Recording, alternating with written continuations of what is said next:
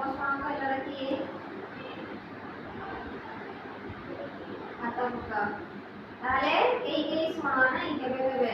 ସବୁଦିନ ତ ନାହିଁ କାରଣ ତମ ପାଠ ପଢା ଥିବ ନାହିଁ କିରେ କେବେ କେବେ ଶୁଣ ନାହିଁ ହଉ ମୁଁ ଗୋଟେ ଆଜି ଷ୍ଟୋରି କହିବି ତମେ ଆଗରୁ ବି ଶୁଣିଥିବ ହେଲେ ଯୋଉମାନେ ଶୁଣି ନଥିବ ସେମାନେ ମନ ଦେଇକି ଶୁଣିବ ହେଲା ଠେକୁଆ ଆଉ କଇଁଚ ଗପ ଶୁଣିଛ ହଁ ଶୁଣିଛ ତାହେଲେ ଏଇ ଫଟୋ ଦେଖୁଛ ହଁ ଏଠି କିଏ କିଏ ଅଛନ୍ତି ଠେକୁଆ ଆଉ କଇଁଚ ନାଇଁ ତାହେଲେ ସେଇ ଠେକୁଆ ଆଉ କଇଁଚ ବିଷୟରେ କାହାଣୀଟି ମୁଁ କହୁଛି ଏଇ ଚିତ୍ର ଦେଖିକି ତୁମେ ବି କିଛି କଳ୍ପନା କରି ପାରୁଥିବ ହଁ ନା ନାହିଁ କେମିତି କଣ ଏ ଦି ଜଣ କଣ ସାଙ୍ଗ କଥା ହେଲେ ପୁଣି ତାପରେ କଣ ସିଏ ଦୌଡ଼ ପ୍ରତିଯୋଗିତା କଲେ ପୁଣି ଶେଷରେ କିଏ ଜିତିଲା କଇଁଚ ନାଇଁ ତ ସେଇ ଗପଟିକୁ ମୁଁ ଆଜି କହିବି ଦେଖ ହେଲା ଶୁଣ ସମସ୍ତେ ମନ ଦେଇକି ଶୁଣ ହେଲା ଗୋଟିଏ ଠେକୁଆ ଥିଲା ହେଲା ସିଏ କଇଁଚ ସେଇ କଇଁଚ ଆଉ ଠେକୁଆ ଦି ଜଣ ଗୋଟିଏ ଜଙ୍ଗଲରେ ରହୁଥିଲେ କୋଉଠି ରହୁଥିଲେ ସେଇ ଛୋଟ ଜଙ୍ଗଲରେ ରହିଥିଲେ ତ ଠେକୁଆଟି ବଡ଼ ଗର୍ବୀ ଥିଲା ବହୁତ ଅହଙ୍କାରୀ ହେଲା କିନ୍ତୁ କଇଁଚଟି ଏତେ ତାର ଗର୍ବ ଅହଙ୍କାର ନଥିଲା ଠେକୁଆ ଦିନେ ଆସିକି କଇଁଚକୁ କହିଲା ଯେ ତମେ ମୋ ଭଳିଆ ଦୌଡ଼ି ପାରିବ କି ସିଏ କଇଁଚ କହିଲେ ହଁ ମୁଁ ଦୌଡ଼ି ପାରିବି ହେଲା ପୁଣି ଠେକୁଆ କହିଲା ହଉ ତାହେଲେ ତମର ଆଉ ମୋର ଗୋଟିଏ ଦୌଡ଼ ପ୍ରତିଯୋଗିତାଟି କରିବା କଇଁଚ କହିଲା ହଉ ଠିକ ଅଛି ତାହେଲେ ସିଏ ସେ ଜଙ୍ଗଲର ସବୁ ପଶୁ ପକ୍ଷୀଙ୍କୁ ଡାକି ଦିନେ ଦୌଡ଼ ପ୍ରତିଯୋଗିତା କଲେ ହେଲା ଦୌଡ଼ ପ୍ରତିଯୋଗିତା ଆରମ୍ଭ ହେଲା ଠେକୁଆ ତାର ତାର ଦୌଡ଼ିବାରେ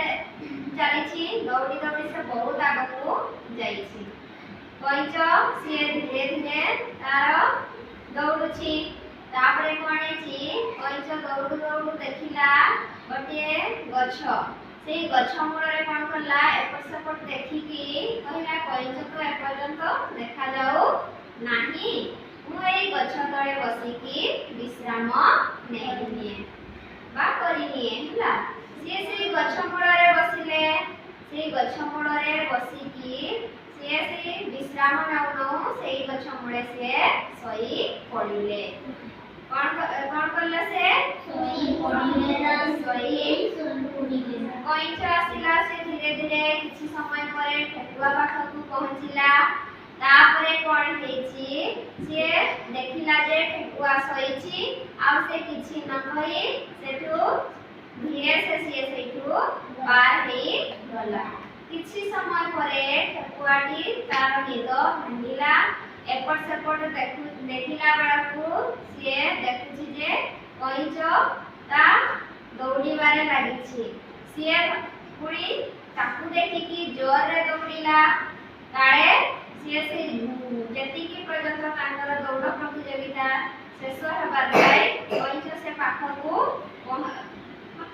ପୁରା ପହଞ୍ଚାପହଞ୍ଚି ହେଇଛି ସିଏ ଯେତେ ଜୋରରେ ଦୌଡ଼ିଲେ ମଧ୍ୟ ତା ପାଖକୁ ପହଞ୍ଚି ପାରିଲା ନାହିଁ କିନ୍ତୁ ସେଠି ପ୍ରଥମେ କିଏ ପହଞ୍ଚିଲେ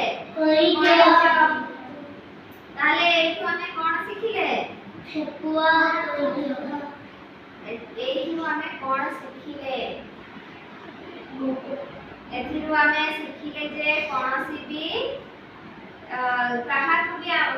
ମାନେ କଣ କଷ୍ଟ ଦେବା ନାହିଁ ମନରେ ଗର୍ବ ଅହଙ୍କାର ରଖିବା ନାହିଁ ମନା ନାହିଁ ଠେକୁଆଟି କଣ କରିଥିଲା ସେ ଜୋରରେ ଦୌଡେ ବୋଲିକି ତାର ଗର୍ବ ଆଉ ଅହଙ୍କାର ଥିଲା ମନା ନାହିଁ କିନ୍ତୁ ସିଏ ଯେତେବେଳେ କଇଁଚ ଯେତେବେଳେ ପ୍ରଥମ ସ୍ଥାନ ହେଲା ସେତେବେଳକୁ ସିଏ ସେଇ କଇଁଚକୁ କହିଲା ମତେ କ୍ଷମା କରିଦେବ ଭାଇ ମୁଁ